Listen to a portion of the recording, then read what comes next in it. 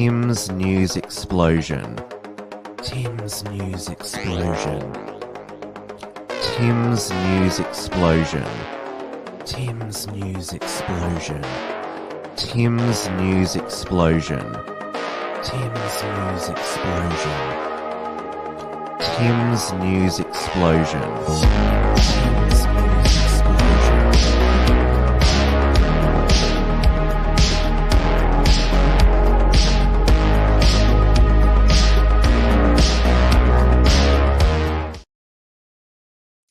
Hello, everyone, and welcome back to this special Tim's News Explosion on this Tuesday, the 2nd of July. It's the start of the financial year. We are live on the Wilms Front YouTube channel, the Wilms Front Odyssey channel, and the Wilms Front Rumble channel. Hello to everyone joining us in the live chat. Hello, Andy Nolch from the still called the Indie Scientology podcast on YouTube, my former Theorist co-host, and Iron Duke 99, who is one of my co-hosts for the UK general election results live stream on Friday. I will certainly be getting to what's been happening in the final countdown. It is 9 p.m. here in Melbourne, Victoria. Now, reason I'm coming to you on a Tuesday night is because during the show's regular Monday night time slot, I was at the final leg of the Australian Freedom Conference to see Tucker Carlson at the Plenary Theatre at the Melbourne Exhibition and Convention Centre.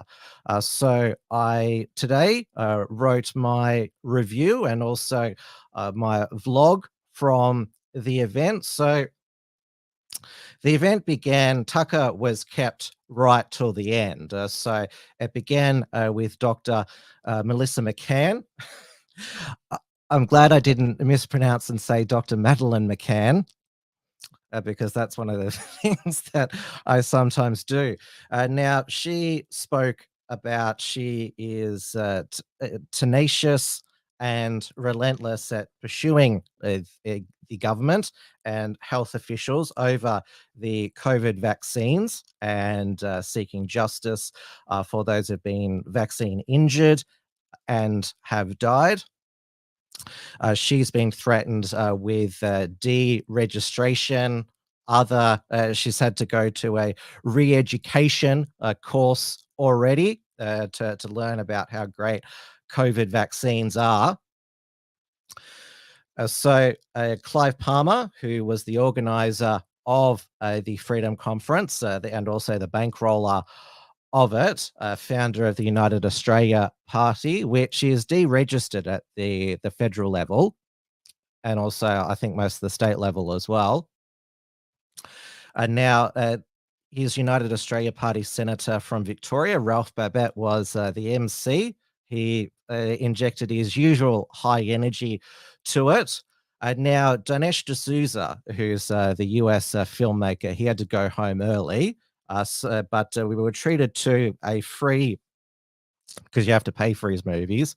We were treated to a segment from his movie 2000 Mules, which shows through geo-tracking data and also CCTV outside of these mail-in drop boxes how the ballot harvesting, which is actually illegal in the United States, but is common practice, tracked all the mules going to the various drop boxes to drop off votes here and there.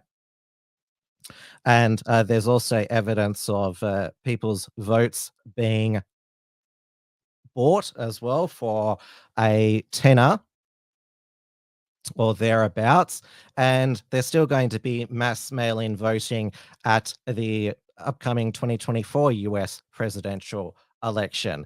Even though Joe Biden himself has said the pandemic is over, there's no such thing as a temporary measure. And because, well, you will remember election night 2020, it looked like Trump was easily going to be reelected. Then all the voting in the swing states stopped. Then all the Americans went to bed, and then they woke up, and all of the postal mail-in ballots, the trucks were driven in, and then all the states flipped, and Joe Biden won.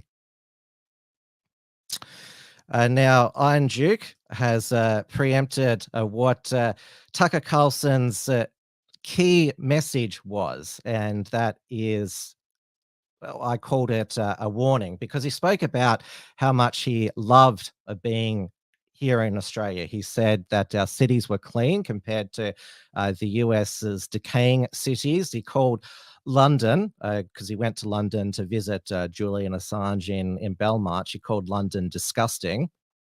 And he was also impressed with our infrastructure that had been built by ancestors over centuries. And he also loved our larrikin profanity.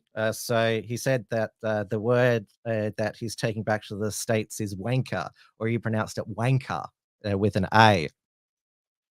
And also admired how much we love our animals. And he said he'd heard about the deadly snakes and the saltwater crocodiles that eat people, but he'd never heard of the swooping magpies. And he says, why don't you just shoot these swooping magpies? And and everyone reacted, no, you don't do that. Although some, which just attack everybody, do get put down. So Tucker Carlson said the welcome to country is telling you that you live on stolen land. It's not really your country is done, so they can take it away from you. And nanny state regulations, because he was shocked by our tobacco tax, $60 for a deck of 20. And he also didn't like our seatbelt cameras. They're in place not because they want to take care of us, it's because they hate you. And all of these surveillance cameras, they're around not to protect you, but it's there to make sure that you're kept in line. I think what I'll do now is I'll play in the vlog that I published it's on the Unshackled YouTube channel and Rumble and Odyssey. I'll play Tucker's remarks because it's worth hearing for yourself what he said. There was no restriction on filming there, so I was able to just get my camera phone out, and there was no usher to say no filming in here. If at every turn they're telling you it's not your country, a country that, by the way, your ancestors built, and they did an amazing job. Amazing. So, I mean, somebody spent a lot of years and a lot of money and a lot of backbreaking effort to build what you have now. And it's just remarkable, but rather than being proud of it, the people who run your country are telling you you should be ashamed of it and that it doesn't belong to you. You have no claim to it at all. So the conventional understanding of this is, well, this is just what it is to be guilty. You're in a prosperous country and you feel guilty. But that's not actually what it's about. Because making people feel guilty doesn't help anybody, right? No. They're telling you it's not your country so that they can take it away from you and you won't resist when they do. Because it doesn't belong to you in the first place. So these countries have become, including my own, have become surveillance states. And the point of that surveillance is not to keep you safe, it's to punish you for noticing what they're doing to your country, actually. That's not the behavior of a legitimate government. And if you think that's like a right-wing point, you've bought the lies. That's not a right-wing point. That's a simple observation about human rights. No privacy, no freedom. Not to mention the endless hectoring. No, it's not your country. I went to buy a pack of cigarettes today. I quit smoking 10 years ago, but I thought, you know, you can kind of judge a country by its cigarettes. Couldn't find them. I went to this tobacco store. I said, this is a tobacco store, you don't need cigarettes? Oh, that's a really nice Pakistani guy. He's like, shaking his head like, I know it's crazy. Opens up this cabinet, and I said, that's like, what the hell is on your cigarettes? Like, I don't even want to smoke, I'm looking at that. I was like, you're making me not want to smoke, Mr. Tobacco Store guy. And he goes, I know. And every pack had like a rotten tongue on it or something. And again, I don't smoke cigarettes anymore. But I'm an adult man who pays his taxes. If I wanted to, I should be allowed to, right? You can do fentanyl here with the government's help. But you can't smoke a Marlboro without being lectured? I did ask how much they cost. It was $60 for a deck of 20. And I said to the guy, I don't want to smoke. And I've never said that in my life. And I know everyone's like, well, smoking's bad. Yeah, of course smoking's bad. Lots of things are bad. But it's not really anyone's business, is it? I guess wearing a seatbelt's a good idea. I mean, I don't, but my kids say it's a good idea. But when they're forcing you to do things for your own good, over time you question, like, is this really for my own good, or are they just softening me up to obey? So when it really comes down to it, when they want to inject me with some creepy compound that hasn't been tested, that they'll be able to like shoot me with a rubber bullet if I decline. And I'll be so trained.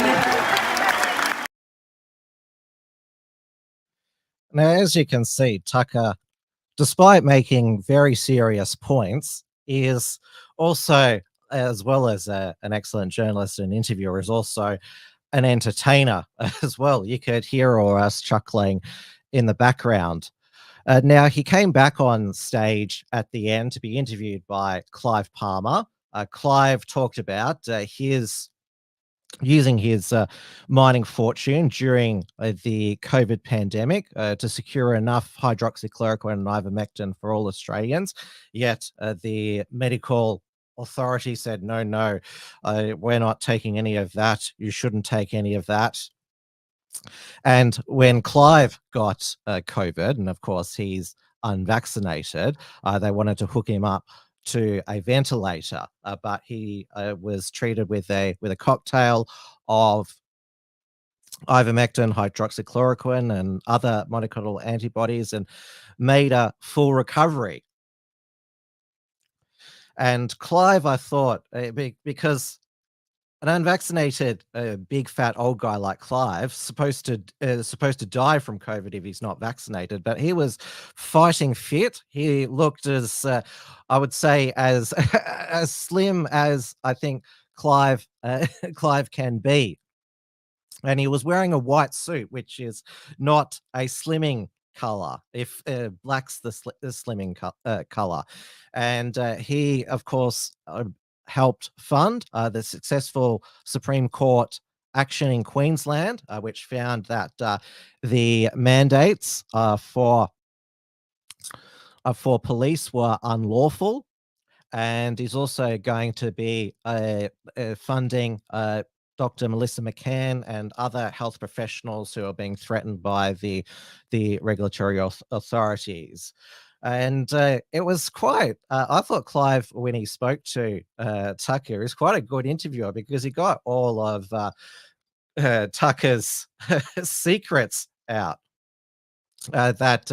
He so Tucker, he was bewildered with our nanny state and the fact that the real unhealthy addiction, that there's no regulation on his Tim Tams. He said he had one and then ate the whole packet and said wanted more. He was like, how are these legal?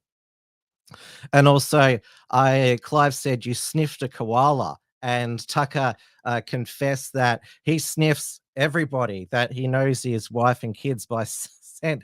He's just like Joe Biden in that regard. So I couldn't believe that Clive got that out of him. Now, Tucker, it was his last night in Australia. He's back over to the United States. He says that he feels that he should be back now after he was that was the first question Clive asked him, what did you think of the debate? And he said, now it can't be disputed that Biden has dementia, whatever cognitive decline, we don't know the exact diagnosis. And that begs the question, who's running the country? He compared it to, you've seen your kidnapper without a mask on now.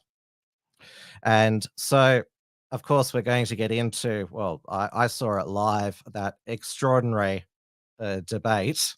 Let's put it that way.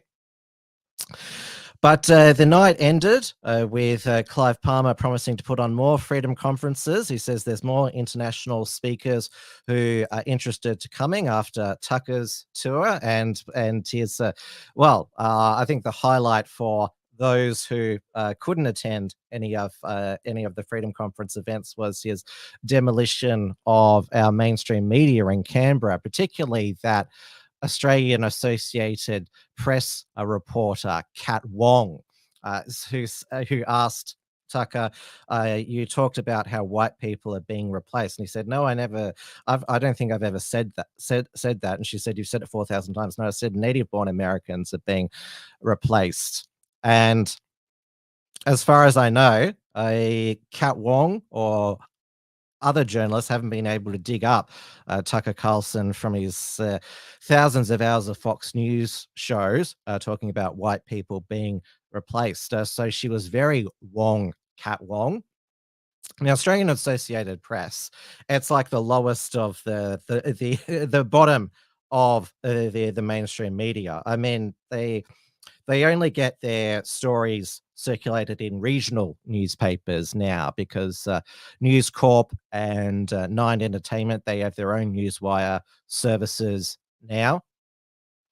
And also, I couldn't believe she decided to keep going and said, do you share any responsibility for the Buffalo supermarket shooter and who talked about the white replacement in his manifesto? And of course, who's responsible for shooting up the Buffalo supermarket? It's the shooter, of course. Because Australian Associated Press, it's even lower than ABC. I mean, the ABC reporter who was there, a male, his question was actually quite intelligent for somebody at the ABC, and he told the Sydney crowd about how stupid he found our mainstream media. Also, Tucker Carlson addressed that Julian Assange finally back home in Australia, a free man after pleading guilty to obtaining and disclosing national defense information under the US Espionage Act. Of course, it was a completely bogus charge. How can you commit espionage against a country which you're not a citizen of? He's an Australian. And he pled guilty to that single charge and was sentenced in Saipan Island in the Northern Mariana Islands, a U.S. territory. Our ambassador to the U.S., Kevin Rudd, was with him to make sure that there was no last-minute deep state shenanigans, that they decided, oh, we're going to charge you after all. And it was all of us were holding our breath until he was back on Australian soil. I don't know if he flew back a Boeing because, well, they could have been. Could have made sure that there was some accident on the flight. When he left London, it was good to see that he just got on the plane, Julian Assange, no handcuffs or anything. And of course, when he finally landed at the RAF base in Canberra, embraced his wife Stella. His brother Gabriel Shipton was live on the ABC at the time. I actually did watch the ABC for Assange's homecoming because, of course, the Sky News is the neoconservative Zionist network, and Sherry Markson on her show the night before was absolutely seething. He's not a journalist. That is a besmirchment on my profession. He put Australian and US soldiers' lives in danger, even though they could never prove that he put any lives in danger. They say that he should have blacked out the names of informants, though then that wouldn't have been journalism. That would have been being a player. And every journalist has biases. I mean, just mentioning Sherry Markson herself. I mean, her show is basically the Zio Hour. Iron Duke says, I am glad the British courts let Assange go. Well, that's because the US, well, it was brokered by the Albanese government and the Biden administration. They were willing to hold him. They held him in Belmarsh for 5.5 years. They were prepared to hold him, it seems, forever if the US deep state demanded it. And of course, that is another one of the UK Conservative government's many horrendous acts. And Tucker Carlson said, why didn't you go send like a warship over to the United Kingdom to go and get your man back? Well, obviously, because we're part of the Commonwealth, it would like be it'd be like starting some sort of civil war, Commonwealth civil war. And so, like I said, the ABC, you'd get much more objective Assange coverage than over at Sky News. Another one was Greg Sheridan, the foreign editor of the Australian, who's a real war hawk as well. And on the ABC 7:30 program, Sarah Ferguson interviewed Republican Congresswoman Marjorie Taylor Greene about Assange's release, because she was a vocal figure in Congress advocating for Julian Assange to be freed. And the ABC crowd, they were very upset. Couldn't you find a better Assange supporter to have on? And she dead named Chelsea Manning as Bradley Manning. And of course, the interview went after, because Sarah Ferguson always does. While I've got you here, I'm going to ask you: you denied the results of the election? Are you going to deny the results of this election if Trump loses? Or you visited the January 6th prisoners, and are you comfortable voting for a convicted felon? Well, Julian Assange is a convicted felon as well. The term convicted felon is beginning to lose all of its meaning. The Australian, they said Assange was a convicted felon, the Murdoch national rag. Well, so is Donald Trump as well. And they've also both, what else are they have in common? Donald Trump and Julian Assange is that they're both accused of sexual assault, though what Assange was accused of was stealthing, so having sex without a condom in Sweden, which is not what most people would consider rape, sexual assault, but it's classified as these days. And now Assange's lawyers and WikiLeaks, the organization that he still leads, they and his family, they're still going to lobby for a presidential pardon. We shall see if a re-elected President Donald Trump does grant the pardon, or whether he'll still surround himself with neoconservatives, because Trump's former vice president, Mike Pence, this was very disappointing. Assange should have been prosecuted the full extent of the law. And of course, Mike Pompeo, Donald Trump's Secretary of State, previously CIA director, tried to coordinate the assassination of Julian Assange. Ironjik says, Assange is not our guy, but the enemy of our enemy.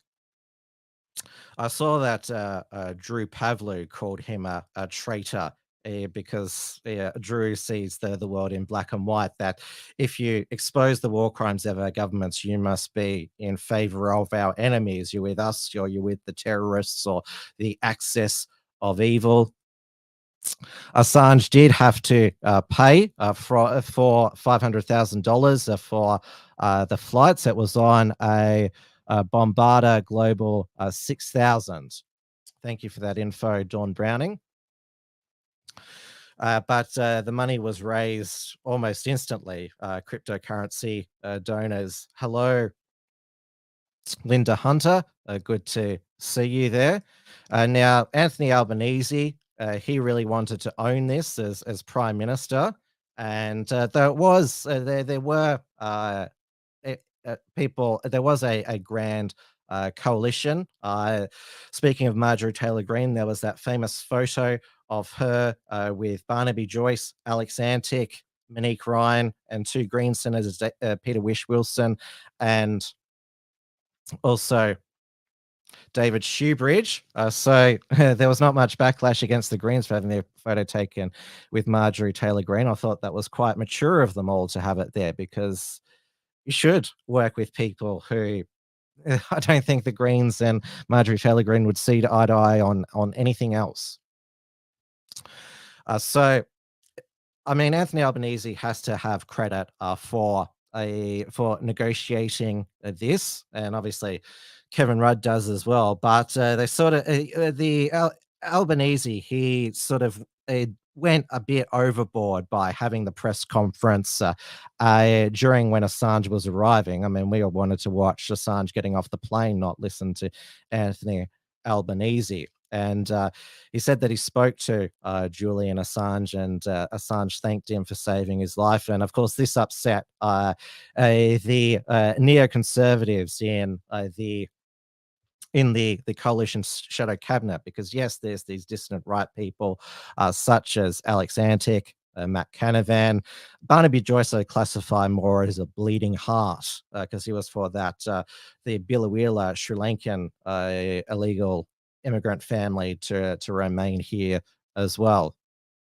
But Simon Birmingham, the shadow foreign minister, liberal moderate, certainly not moderate when it comes to supporting wars, he said this call is neither necessary or appropriate. Julian Assange was not wrongfully detained like Cheng Lei, Shen Turnell, or Kylie Moore Gilbert. For 12 years, Assange shown to avoid facing justice in countries with fair judicial systems. He's undeserving of our treatment. Well, he thought that he would be executed if he was extradited to the United States. I mean, they literally wanted his head, the US deep state. And so this is fantastic.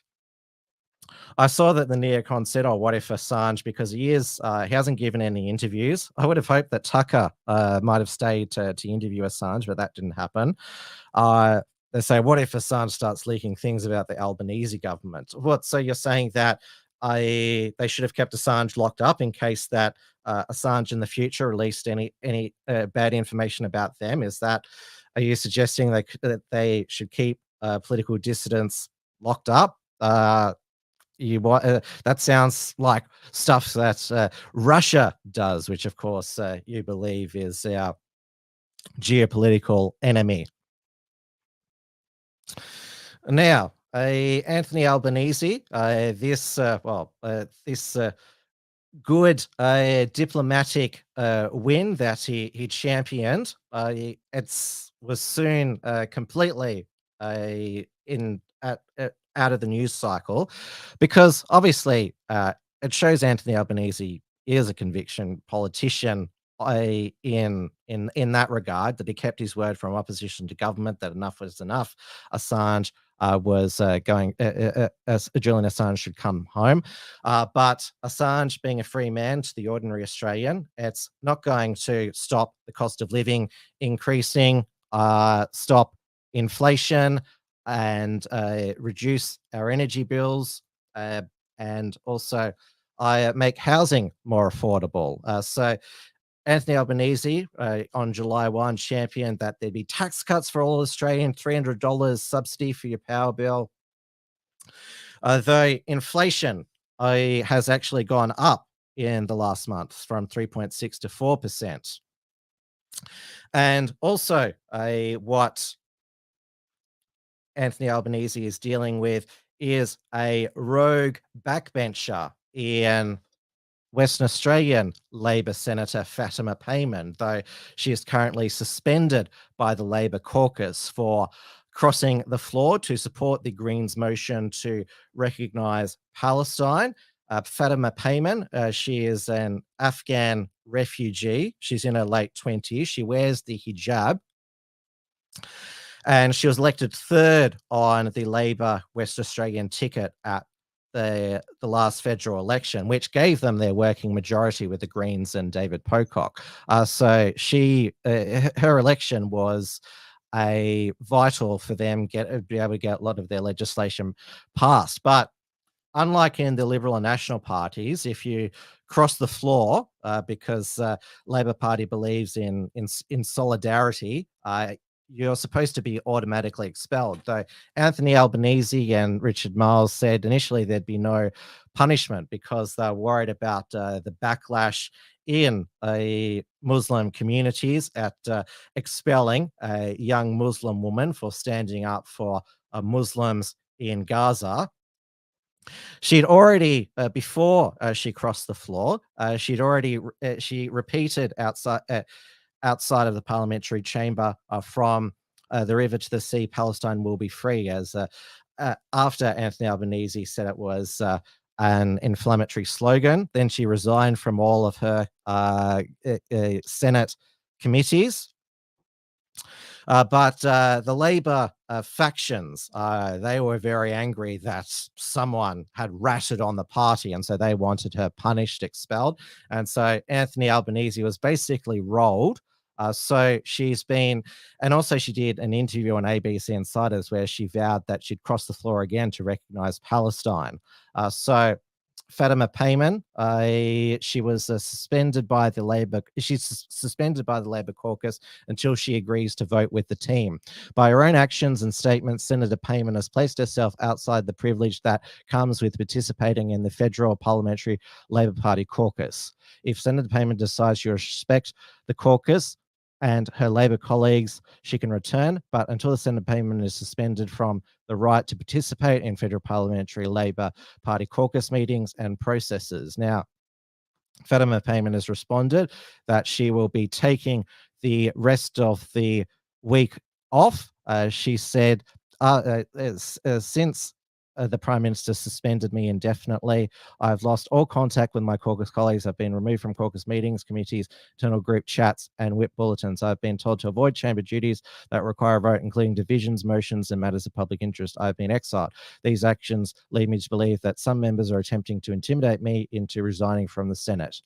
As a result, I'll abstain from voting on Senate matters for the remainder of the week, unless a matter of conscience arises which uphold the true values and principles of the Labor Party.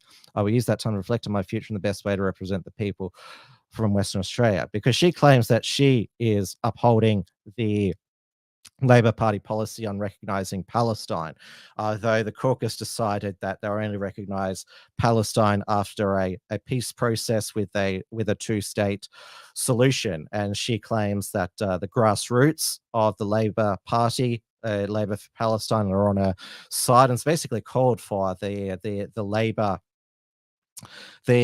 grassroots to feel the wrath of the Labor MPs and senators over the parliamentary winter break.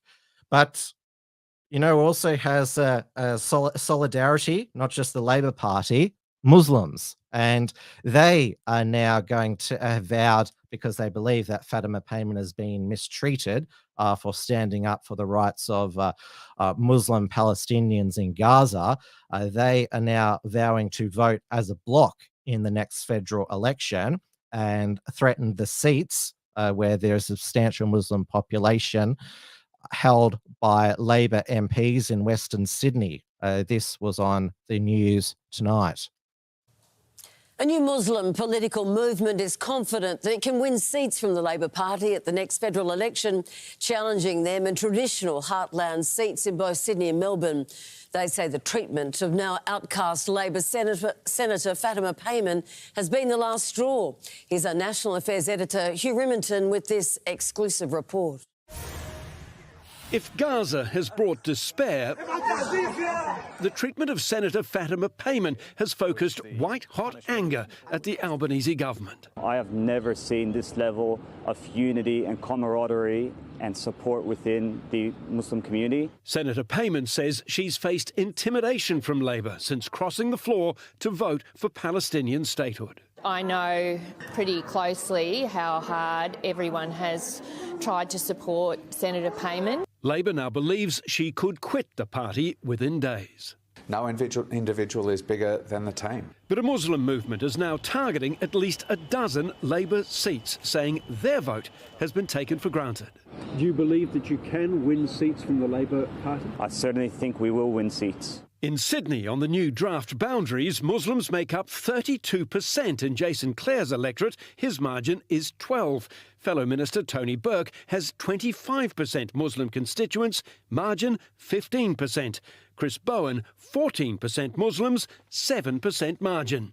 In Parramatta, 11% Muslim voters, a margin of less than 1%. Werriwa, 16% Muslim voters, a margin of 5. In Victoria, the Labor seats of Bruce, Holt, Cornwall and Wills all have a higher Muslim vote than a majority for the sitting MP. If Muslim voters are so steamed up they act as a bloc, and if effective preference deals can be made at next year's election, the Muslim vote on its own could be enough to destroy a Labor majority government. I'm confident that Labor candidates can stand on our strong record. But Labor has a fight for survival in what has long been considered the safest of ground. Hugh Riminton for 10 News First. And the Muslim vote, it's already got a social media presence. This is its Instagram. They've already got a candidate call out there. They've got a website where they are ranking the voting records of almost all Labor MPs who hold Muslim seats where Muslims are a large amount of voters. So there's obviously ones that are not held by Labor, are Fowler, held by independent Dai Lee. And we're going to get to the UK general election final countdown later on, but I think the British Greens could surge significantly because they are cultivating the pro-Palestine vote. In remember in the local elections back in May, the candidate who shouted Allah Akbar after he won a seat on the council, he was a Greens candidate there, and the Greens, they're also going to be door knocking in these electorates as well. Now, it has been quite the bizarre week of what you call terrorist close calls with two lone wolf actors. Randomly popping up and preparing to carry out terrorist acts. So the first was last Wednesday, 19-year-old Jordan Patton. He was charged with doing an act in preparation for a terrorist attack. So he dressed up in full army camouflage with a knife, went from the Newcastle Civic Centre to the office of State Labor MP Tim Crackenthorpe, but thankfully chickened out, and then he went to a local museum where obviously they were very alarmed and called the police, and then he was disarmed there. Then he published a 205-page manifesto with where he said that if he was captured, try and attack and kill every inmate on prison staff I see. The magistrate who said that his alleged crime carried overtones of mental health. So his manifesto had mentioned intentions to kill Labor politicians, and Anthony Albanese cried when he talked about his family being threatened. He said politicians' families should be off limits, and I think Anthony Albanese was also leading to that Peter Dutton's son should be off limit. 18-year-old Tom Dutton, who was on the front page of the News Corp papers yesterday with white substance, which said. It said it was happy birthday day. So people were saying who says that, and also it was a Snapchat photo said, "Hello, how you going?" So that was 19-year-old going back to this well, what you call very close call attempted terrorist attack. So Jordan Patton, I noticed that the White Rose Society did some free labor for the Sydney Morning Herald. What suckers they are to like give the mainstream media their services for free. And so the White Rose Society, they through their scouring of his social media, they have said that he harbored anti-LGBT and incel views and professed admiration for the Christchurch mass killer. So, like I said, thankfully, nobody was harmed in this attempted terror attack. But unfortunately, today, a 22-year-old University of Sydney student was stabbed by a 14-year-old in, well, it's not been called by law enforcement a terrorist attack, but he had been previously charged with planning a Christchurch-style attack.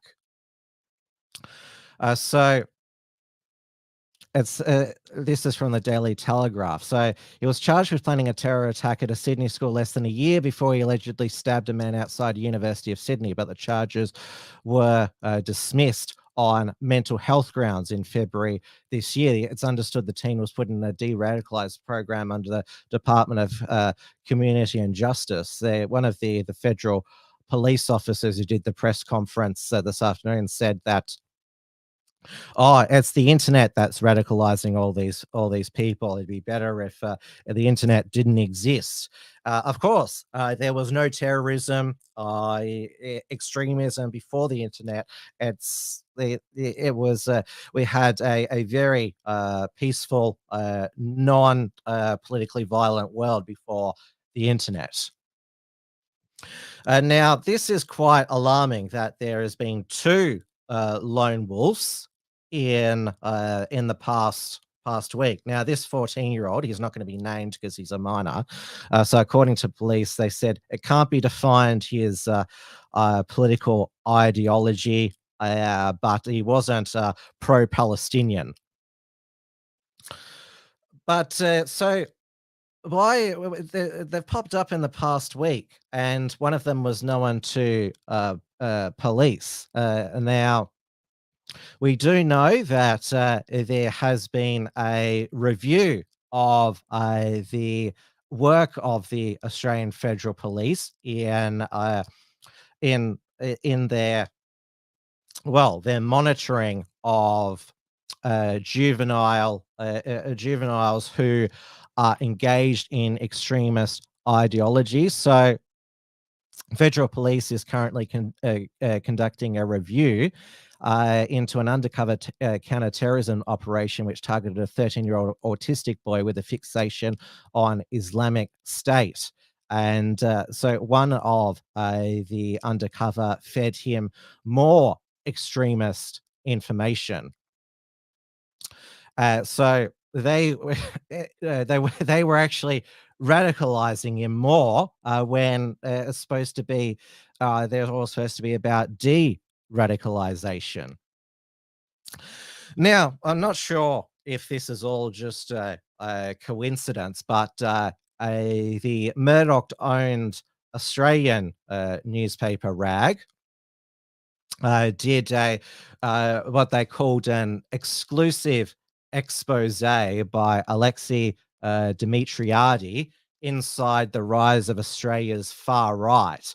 And so it's basically just a review of Joel Davis's streams with Blair Cottrell and Thomas Sewell, and of course mentions how they celebrated Hitler's birthday at a German pub in Victoria on April 20. And because Joel, I should say, he hasn't got much mainstream media scrutiny, or so should I say, hit pieces until now, because his rise on well, not just his streams but on social media as well. And it's noted here. So it says Davis, whose anti-Semitic vitriol is the most extreme, has seen his followers increase almost 1,000% since October 7. The counter-extremism project warned figures needed to be monitored more closely. And it goes further. It quotes, obviously, this reporter watched hours and hours of Joel Davis. And the way that, because it mainly focuses on Joel's anti-Semitism. So Davis's podcast with Cottrell often includes Sewell as a guest. Across hours of footage, hatred of Jews, Holocaust denial, admiration for Hitler are prominent. If Jews weren't behaving like they do, we probably wouldn't be making anti-Semitic comments. The way that this is all put together, the readers of the Australian would form the view that the trio and their followers are wanting to finish Hitler's job with the Holocaust, wanting to finally exterminate the Jews. That's the impression that you get from reading this. So also quoted here is Josh Roos from Deakin University, an extremism expert. And also Peter Khalil's wife, Lydia Khalil, who's also worked for the Lowy Institute as well. So Joel, Tom, and Blair, they haven't been deterred by this. In fact, they provided Blair and Tom provided statements to Alexei Dimitriadi here. I'll just see if I can find it. So Cottrell told the Australian he was not a member of any group and stood by his comments saying evidence just wasn't there and it was not illegal to have an opinion. That's about the Holocaust. Like any sensible Australian, the only thing that concerns me is my country and the direction it's currently going in. When approached by his comments, Sewell claimed that any possible new laws to censor free or hate speech proved our point that the government had no respect for the founding stock of this nation. So yes, and the AFP official today, when talking about, he didn't say that this 14-year-old committed it wasn't declared a terrorist incident, and that he didn't have a coherent ideology, but talked about the neo-Nazi extremist threat. But of course, there's this there is this we've seen from the media and from law enforcement authorities this over focus on they claim that that National Socialist Network, if we're not careful, could take over and last week, what is it? The Right Rose Society called them a violent street gang, but of course, the 6 p. If you watch the 6 p.m. news, evening news, although obviously a lot of it is fake, you will see that the real threat to Australians out in the suburbs is not a threatening street gang of neo-Nazis. They're still after Thomas Sewell for that walk through the main street of Ballarat at the end of last year during the Eureka Stockade anniversary. So there are Victorians, Australians every day who are victims of home invasions, carjackings, robberies. We have tobacco stores firebombed. Australia is getting less safe, and of course, we're going to get into the absolutely depraved end of Pride Month, but we are seeing some really depraved and really deviant people around, including I took public transport into Tucker Carlson on Monday evening, but thankfully on the tram that I was on, there was not a naked African man. It wouldn't matter if you were. There's kids. I mean, it's very wrong, bro. You got to go see a psychiatrist or something, bro. Get off, bro. Stop is. Brother, I swear to God, if you're Get the fuck off the house, faggot! I'm coming for you! I'm coming for you! I see you! Get the fuck off! Get the fuck off, faggots! I will fucking turn and turn your back! Yeah, what are you going to do, mate? Bro, thanks for that nice kick, because my knees hurt. Don't you feel enriched with seeing a naked African on the tram? I remember that the Irish, part of their recent cultural enrichment was a naked African man in one of their supermarkets there.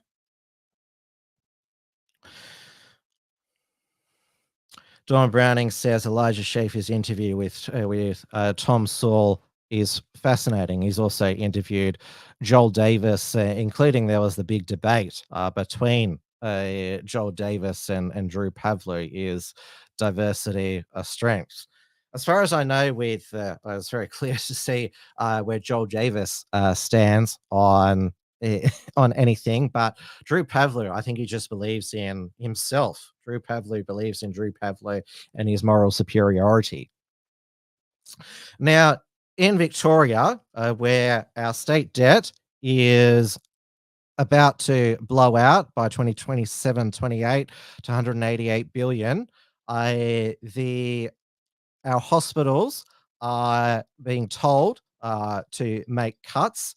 The Minister for Health, Marianne Thomas, has told hospitals to get rid of waste and duplication and said they won't get their budgets topped up if they fall into the red. And so hospitals are advising their staff to turn off the lights when they leave the room. But there's still money in the budget for our state politicians to get a 3.5% pay rise, although that was done by an independent authority. The Metro Tunnel blowout, it's blown out from 11 billion to 14 billion and won't be ready until the middle of next year. The state government, they'll provide additional funds to get that finished as well. There's always money for the big build, which the CFMEU benefits for. And the Victorian government has also got funding for this new pro-transgender advertising campaign. The Unsaid says a lot. think about what you're really saying.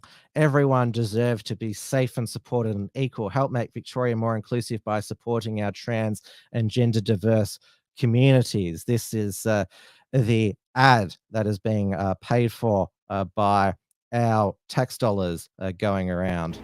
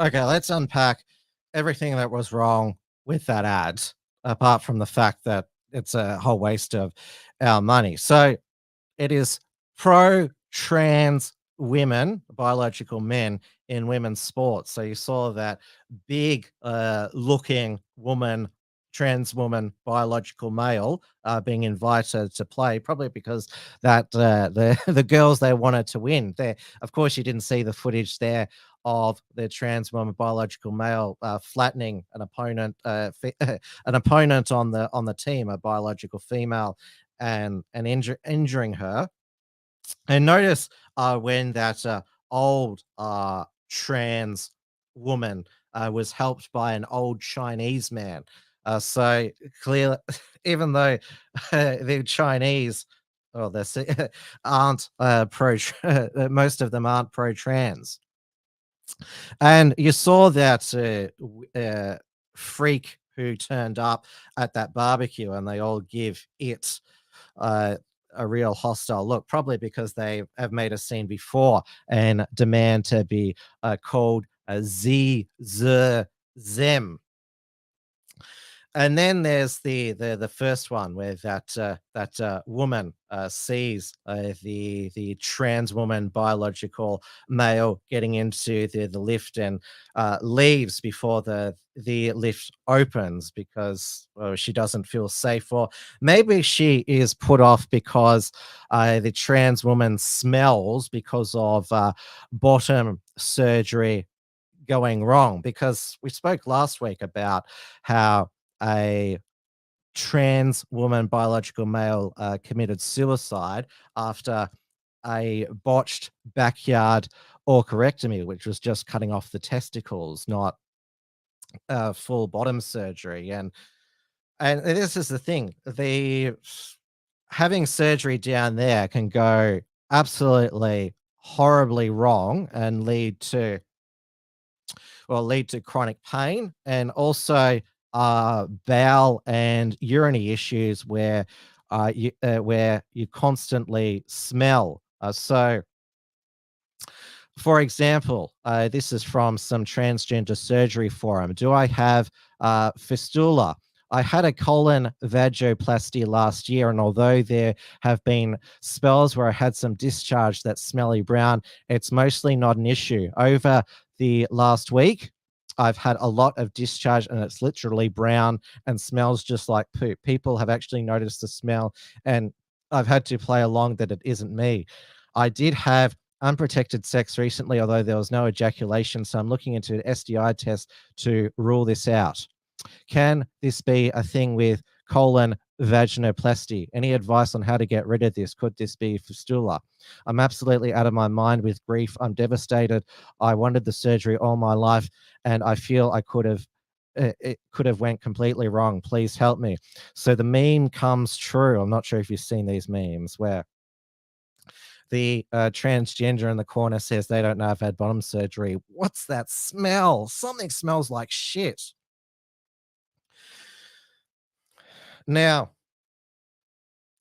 on trans issues, it's of course in the UK general election campaign, the Conservatives, that even though they've done nothing in their 14 years to protect biological women and single-sex spaces, they claim that they're the only party that knows what a woman is. Of course,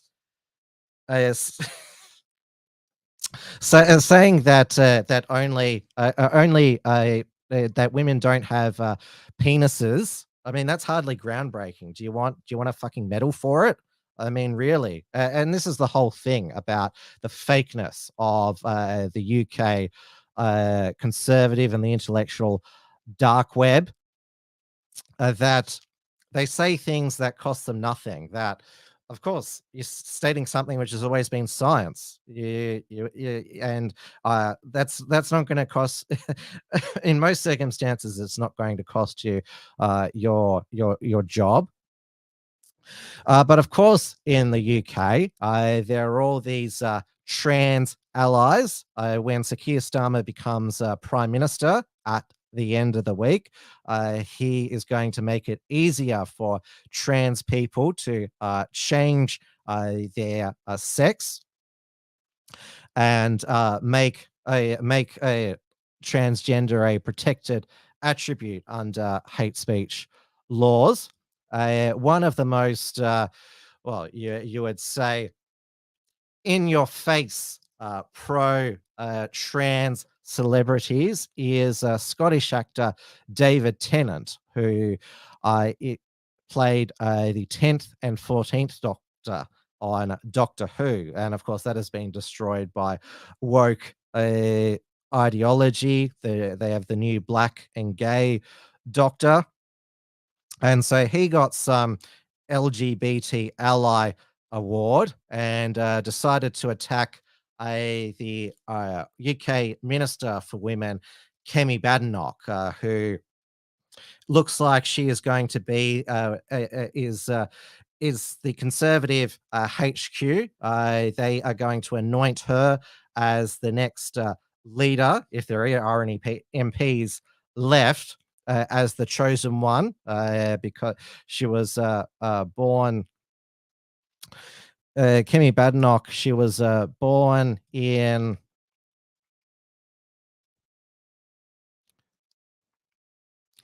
just want to make sure I get this right. Yeah, she was born in London, but she is of Nigerian ethnicity.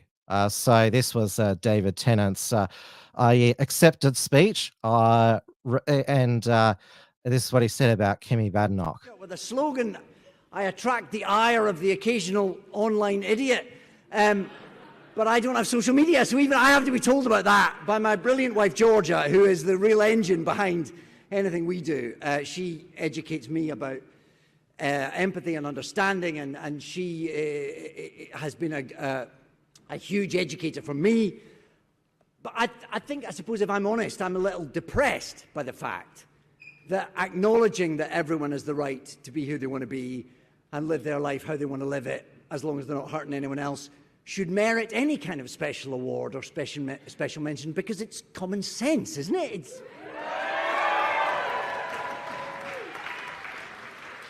It is human decency. We shouldn't live in a world where that is worth remarking on. However, until we wake up and Kemi Badenoch doesn't exist anymore,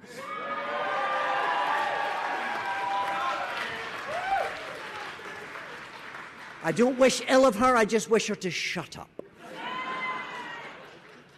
Whilst we do live in this world, I am honoured to receive this. I'm thrilled to be here and to be a part of this night. Pride is very important in our house. It's a family affair. We have skin in the game. So this event tonight thrills me. It gives me hope, it gives me fire, it gives me energy and deep joy. And even if I feel I don't really deserve this, I'm very pleased and very proud to be receiving it. Thank you all so much.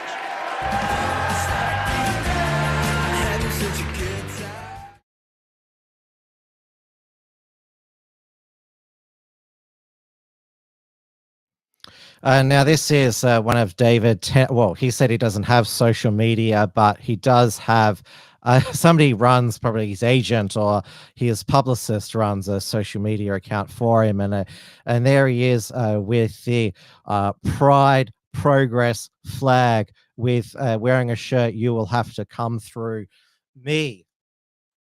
Maybe he thinks he's got the power of the Doctor. Who is, of course, if you're a Whovian, the Doctor is not human. He's a Time Lord from Gallifrey who has 2 hearts. Now, Kemi Badenoch, in her reply, decided to play the race and gender card. So she posted in response, a rich lefty white male celebrity so blinded by ideology he can't see the optics of attacking the only black woman in the government by calling publicly for me to shut up. I will not shut up. I will not be silenced by men who prioritize applause from Stonewall over the safety of women and girls. Tennant is one of Labor's celebrity supporters. This is an early example of what life will be like if they win. Keir Starmer stood by while Rosie Duffield, who's a Labor MP, was hounded for believing in biological sex. He and his supporters will do the same thing with this country. Do not let the bigots and bullies win. And this has always pissed me off about the right and also the TERFs, who they. Part of their argument seems to be that we're such weak and precious petals that like you're attacking us vulnerable women. We can't handle it. So they respond to attacks on them based on because they oppose identity groups. Respond with identity groups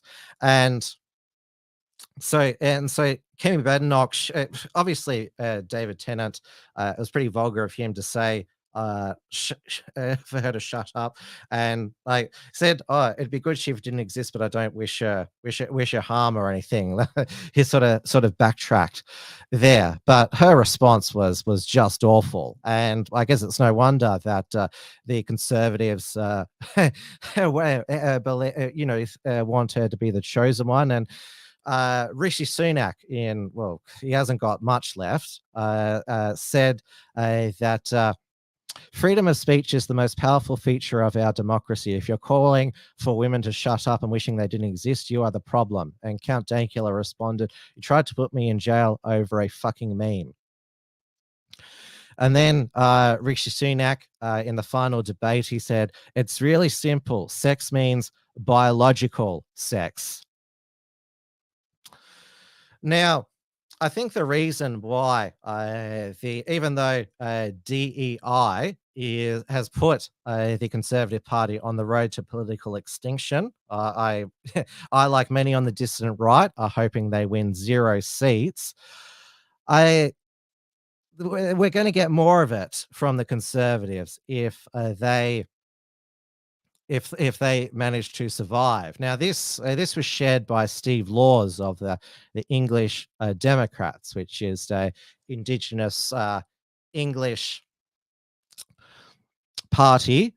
So this is a YouGov survey, breaks down the voting intentions of ethnic minority Brits, and so altogether 53% Labour, 14% Conservative, 14% Green.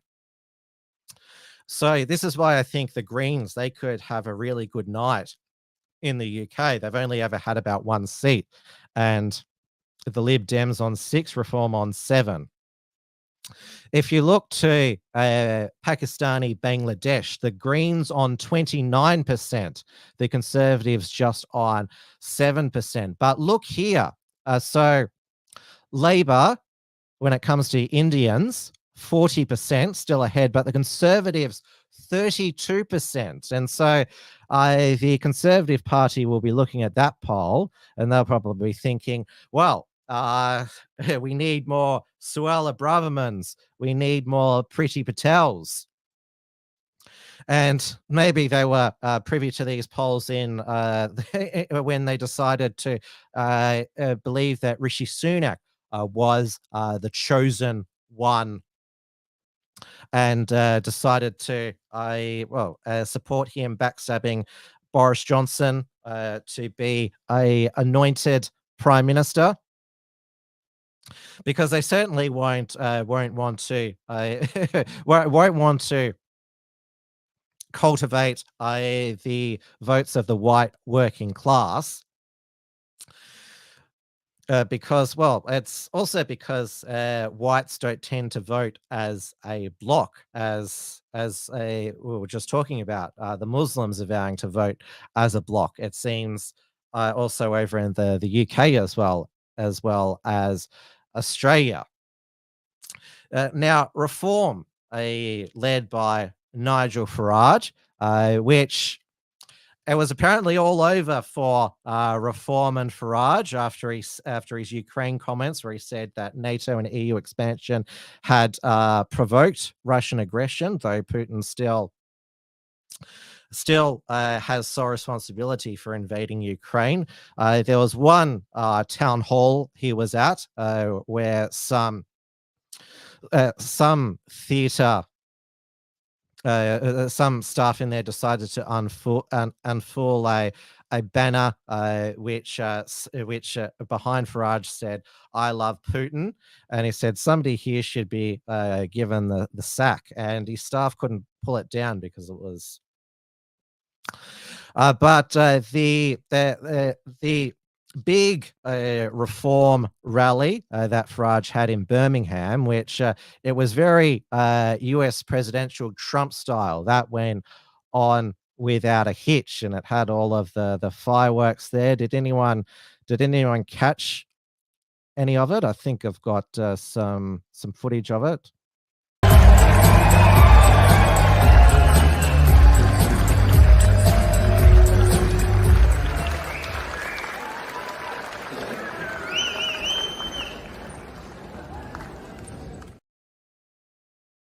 Now, Eminem hasn't put out a statement saying that that it's unauthorized Farage's use of his "Without Me" song, but that hasn't happened. It seems that probably Eminem is liking that the song "Without Me" is surging on Spotify and Apple Music.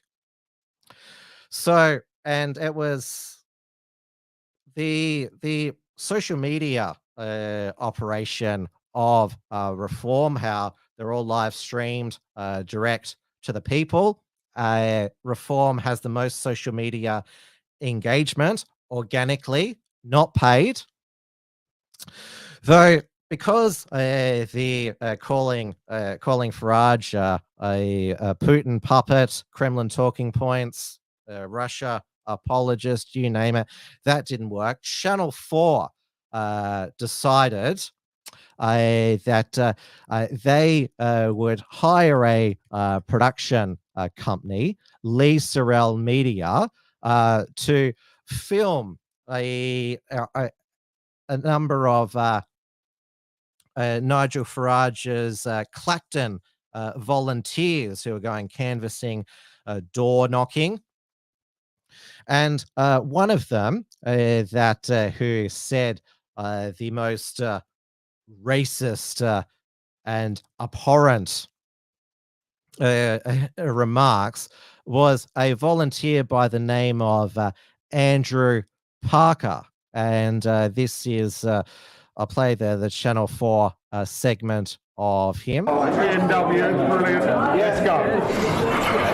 What's your name, fella? Andy. Andy. Mr. Parker tells our investigator he's known Farage for years. Yeah, I met him in a restaurant in London. Yeah. I said, because we had quite a laugh with him. Yeah. Do us a favour, get your arse out and put yourself up for candidate. He's rung me a couple of times. I've texted him, so how he's getting on. We're assigned to go out canvassing with Mr. Parker. You can move the seat forward if you want. In the car, there's a pep talk about what to say on the doorstep. The immigration thing, use the word illegal, emphasise illegal, especially if you open the door to a bunch of The Reform canvasser then gives his view on Muslims and what the party would do with mosques. Sick, mate, sick mother. It's a cult. I tell you what, if you don't know about Islam, it's the most disgusting cult out. We're kicking our Muslims out of the mosques and serving them in Witherspoons. As well as his opinion on the Prime Minister, Rishi Sunak. I've always been a Tory voter. What annoys me is he got in. What's good is he? You tell me, he's just wet. What, Sunak? Useless. The Reform Party? Yes. Would you be interested? Climate change. That's like complete shit. If you go back something like 10,000 years, and Scotland was hotter than Spain. We've got DO11 here, a place near Dover, army recruitment. Get the young recruits there, with guns on the beach, target practice. Just shoot them. That's what the Greeks done. You know about that. The Greeks shot us. Look at the Australians. None of it. I just think ring fence Bradford Stone round and just do that. You've got these bastards running our country. You must be joking, mate. Keep flying that flag. So the reason I'm going to Reform is because the situation is that Rishi Sunak ain't worth pissing on, to be honest. And do us a favour, you're a paramedic and not getting your ambulance, just don't put oxygen on the bar, so use something else. You know where I'm coming from. That's a yes. Yeah. No, we're all okay, all mate. All right? Yeah, okay, no worries. Thank you.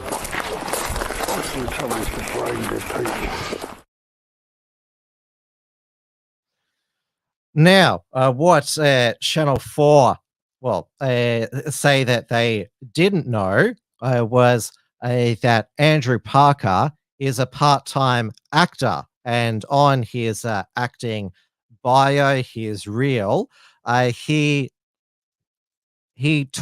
does an impersonation of what he calls rough talk, which is what he was speaking in that Channel 4 clip, which is not his real voice. And he also said that he specialized in hidden filming. Now, Channel 4 have said, we stand by journalism. There's no evidence that Channel 4 has paid him or anyone else, but it certainly does look suspicious. And that's what Nigel Farage said, that this looks like a stitch-up. And Farage was on Question Time the next day, where there were also several left-wing activist plants in the audience, and he got hostile questions machine gunned at him. Like, why does Reform attract so many racists? And it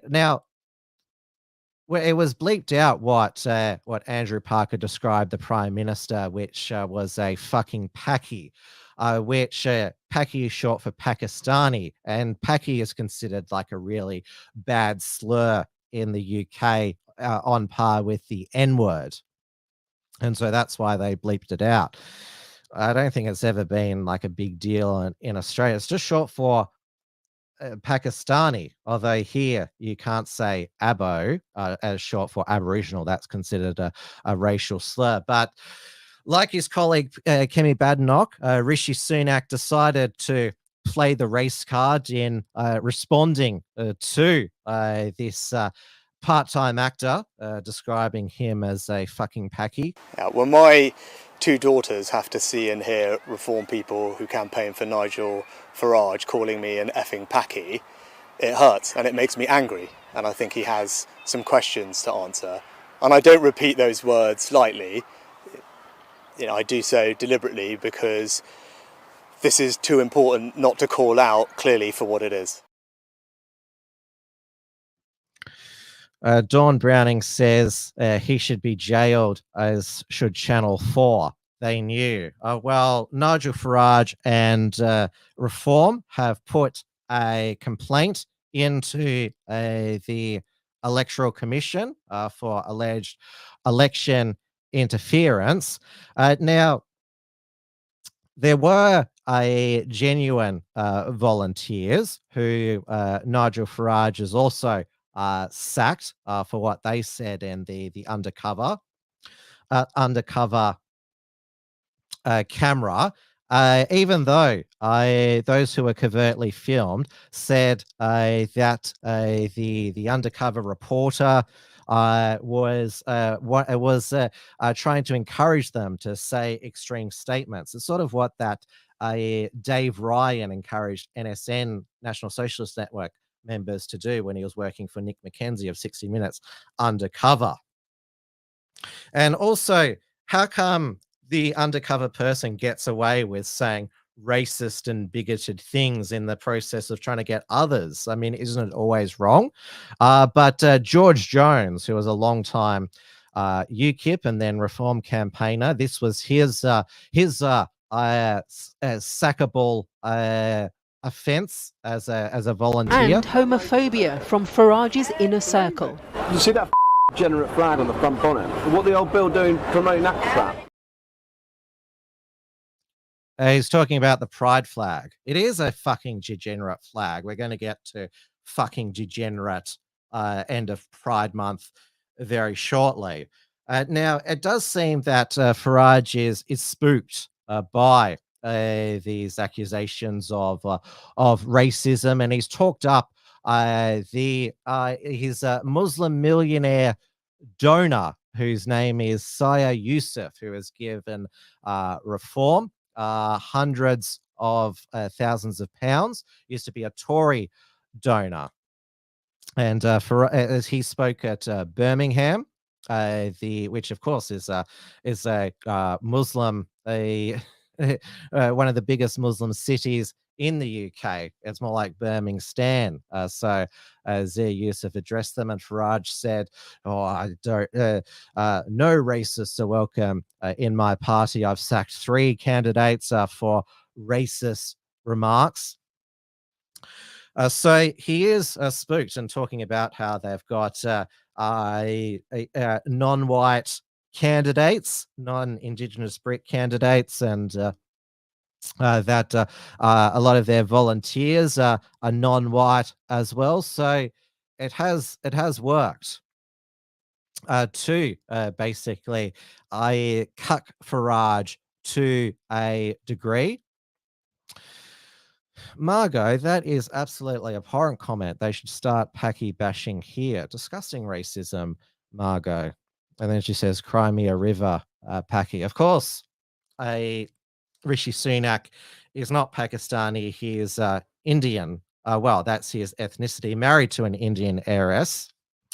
Will probably apply after he loses the election, and most likely loses his seat. Will pack up with his wife, reapply for a US green card to go over into the California sunset. California Dreaming, I think, would be the most appropriate song for Rishi Sunak during to sum up his campaign. Now, over in California, that is where the probably the most disgusting and depraved and sickening pride LGBT pride event ever occurred. So apparently San Francisco has no city laws against nudity, though you cannot engage in sex in public. Yet 2 of Tenet Media's reporters, Savannah Hernandez and Taylor Hanson, they went to San Francisco's Pride Parade and found well, it was supposedly an over 18 fetish zone for over 18, for over 18s, but no ID was checked, and they encountered there was a man receiving a blowjob, and also there were men peeing on each other. It was a kiddie pool full of pee. Absolutely disgusting, abhorrent.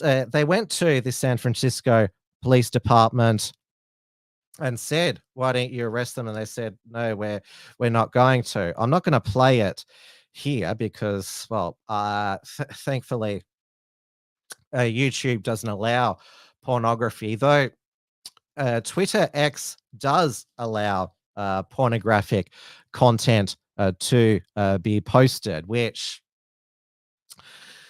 is why and there's a lot of debate about whether reposting disgusting, degenerate content to show what's going on is necessary. It's sort of like how Alex Rosen of I Fight Kids, who was temporarily suspended from Twitter X. A lot of people question whether it's necessary for him to put out there these pedophiles describing their sexual abuse of children and minors.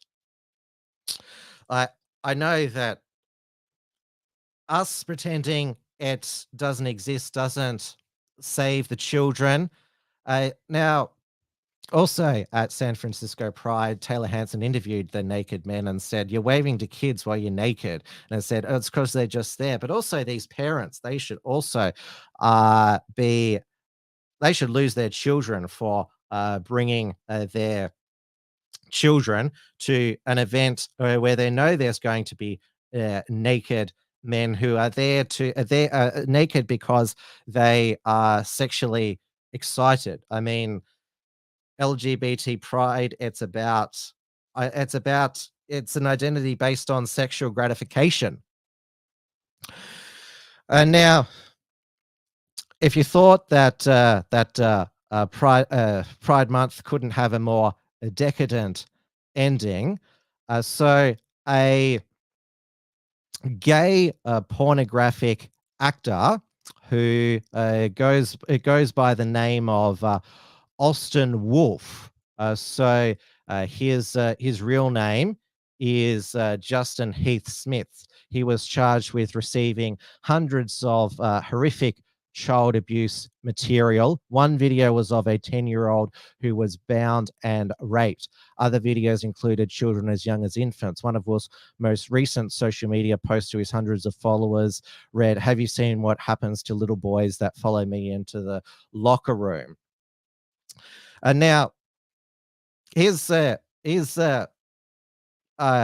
X profile, where he posts his explicit videos. Now, obviously, they all feature boys who are over 18, but wouldn't there be a sign there if he's choosing these boys who have just turned 18 and role playing that they are little boys? I mean, shouldn't that have raised a red flag? And a lot of people are asking Elon Musk to reconsider his change in policy to formally allow sexually explicit material and allow it to be monetized on X because for money, because it seems he wants to compete with OnlyFans. So what is it going to be called? Triple X. So yeah, it's absolutely this was, I think, what we saw at San Francisco Pride. And there's also naked men at Toronto Pride as well. It's been my long-established position that Pride parades, they should be restricted to stadiums and be restricted to over 18. I mean, if you want to piss on other men, I'm a libertarian, whatever floats your boat or floats your pool, but do it in the privacy of your own home or a private club. I mean, I'll channel Tucker Carlson from last night, who said, I don't care if my neighbor is doing lots of, degenerate stuff. Or he said if they're transgender, I don't want to see it and hear about it, but I don't think you should be arrested for it. Obviously, if you're performing sex in public where children are present, you should be arrested, charged with lewd and lascivious conduct, and be a registered sex offender. Though none of this has deterred the Biden administration from celebrating Pride Month at the White House, even though last year there was that trans woman who got her fake boobs out and was banned from the White House, thankfully, forever. Now, Joe wasn't there because he was taking lots of naps for his debate prep, though his daughter, Ashley Biden, was there along with her mother, Jill Biden. Remember, Ashley Biden's the one who, in her diary, she said she had she had her showers late at night because she was scared that her father would come in and join her in the shower. So this was her attempting to recite the alphabet. LGBTQ students deserve to be safe. I mean, you just see her there. That's only like 6 seconds. You can tell that she's got trauma, and I don't know why she's there.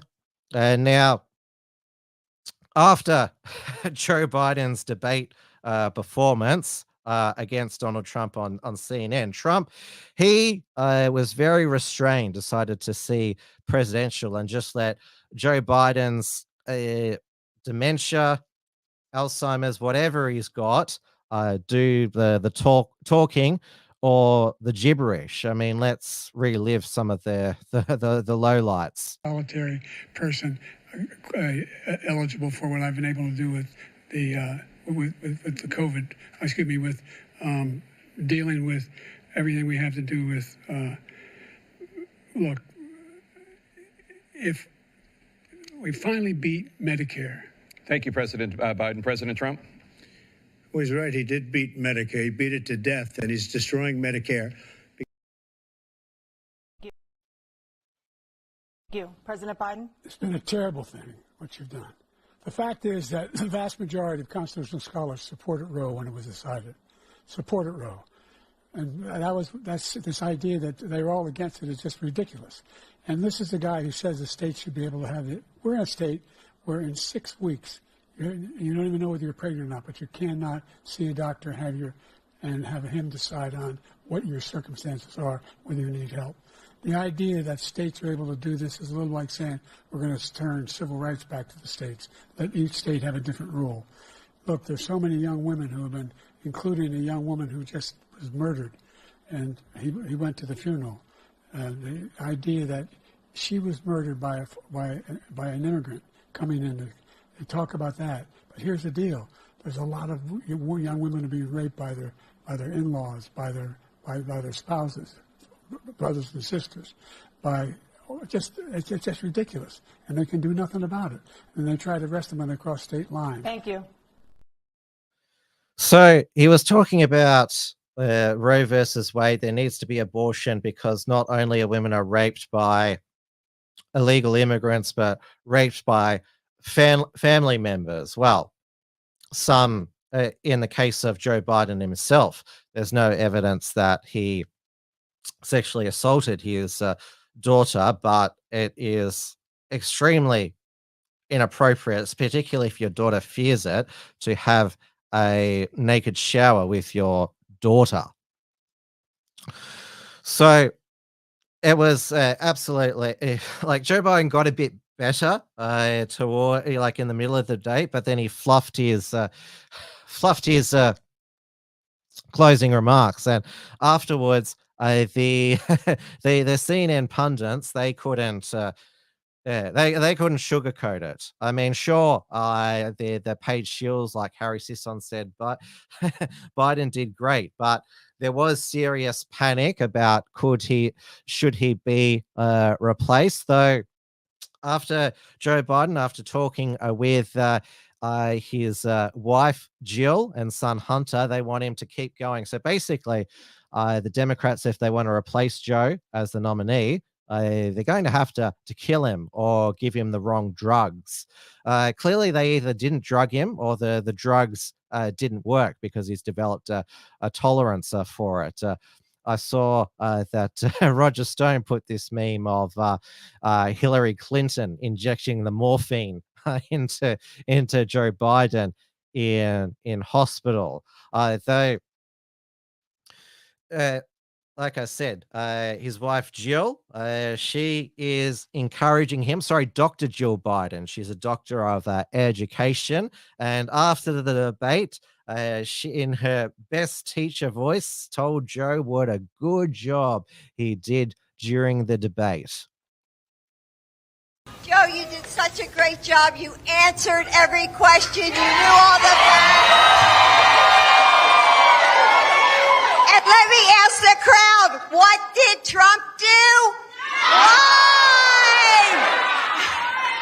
Yes. She's speaking to the audience like they're children as well. And what did Trump do? Lie. And that's what also the CNN anchors, panelists were going on. Oh, Trump told lie after lie about January 6th and all these other things. And now they are really, well, not only are they really upset that now Trump is the firm front runner, but the US Supreme Court, it had a flood of decisions before its summer recess, has ruled that Donald Trump, he cannot be prosecuted for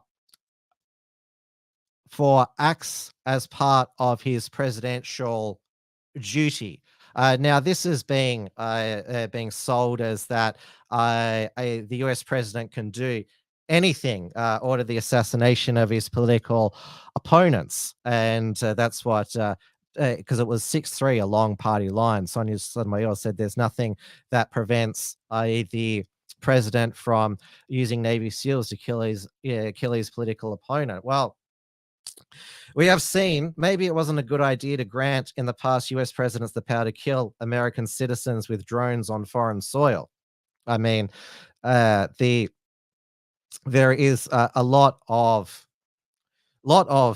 a summary execution powers that the president has accumulated over the years. Only now it's a problem. They're saying that Trump can act like a king if he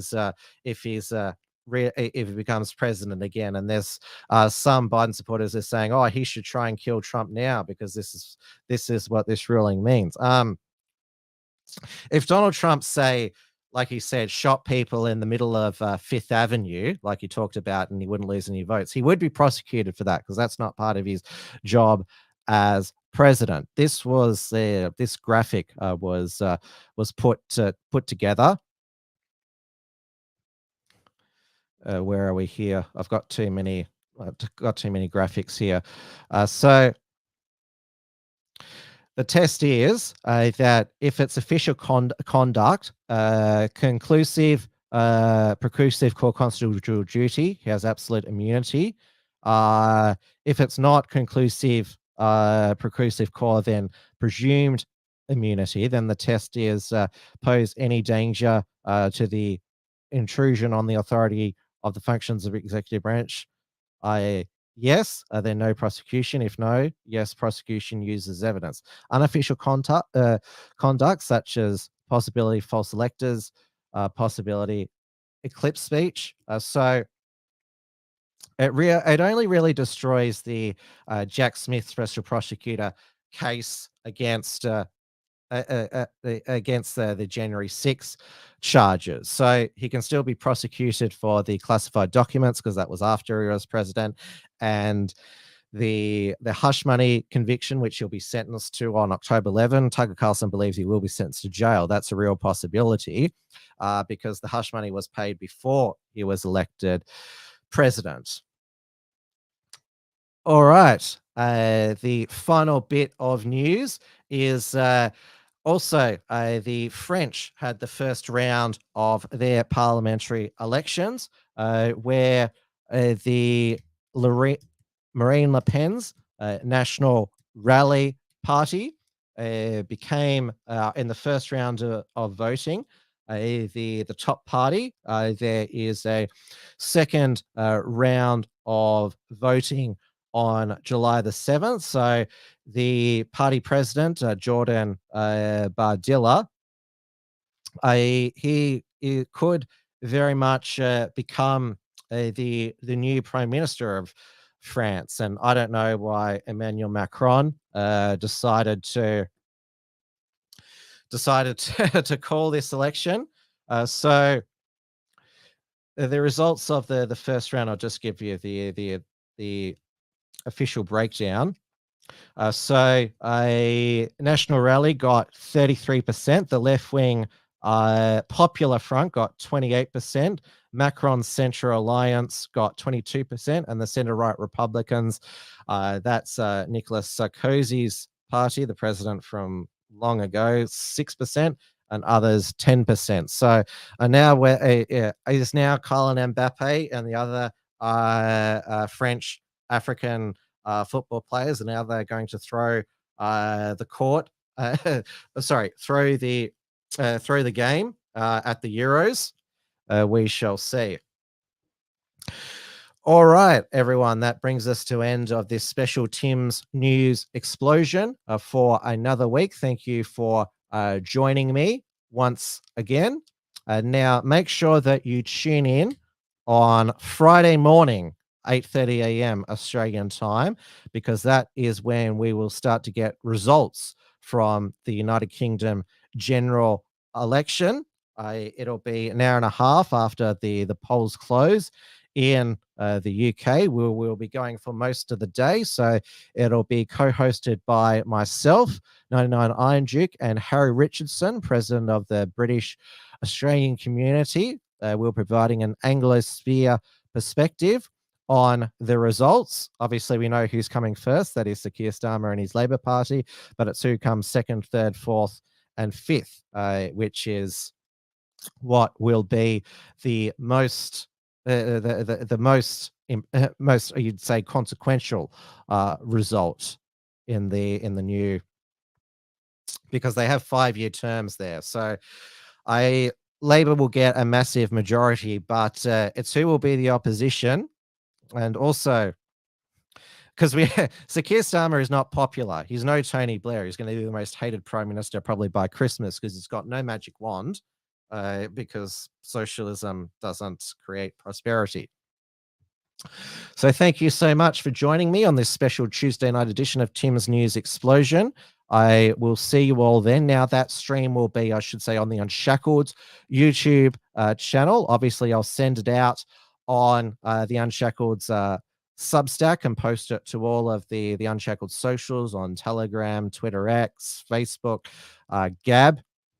Remember, I cannot do all of this, bring you reports from Tucker Carlson's show, bring you Tim's News Explosion interviews like I just did with Lachlan Lade, Dunder Viking.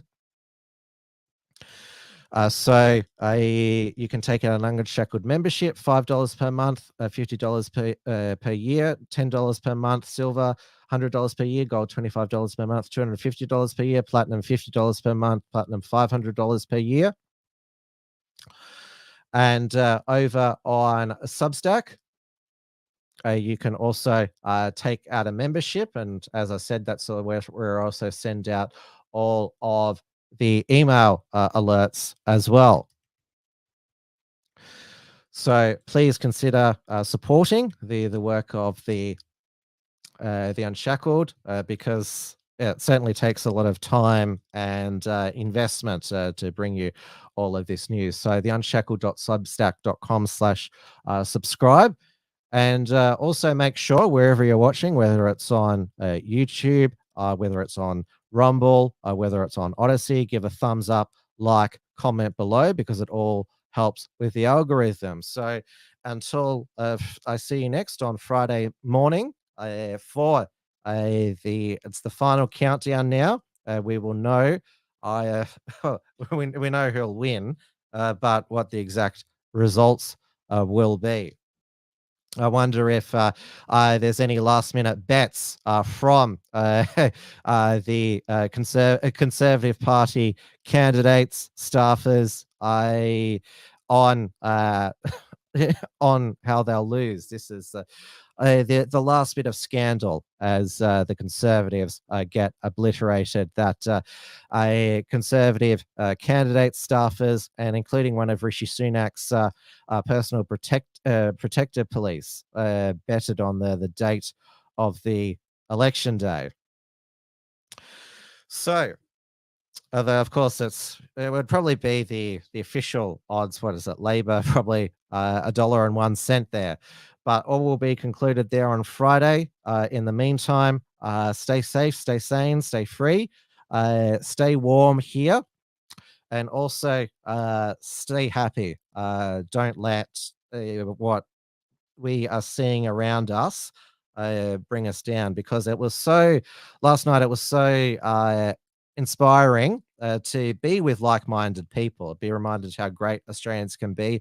You could strike up a conversation with the person next to you in the theatre and out in the foyer.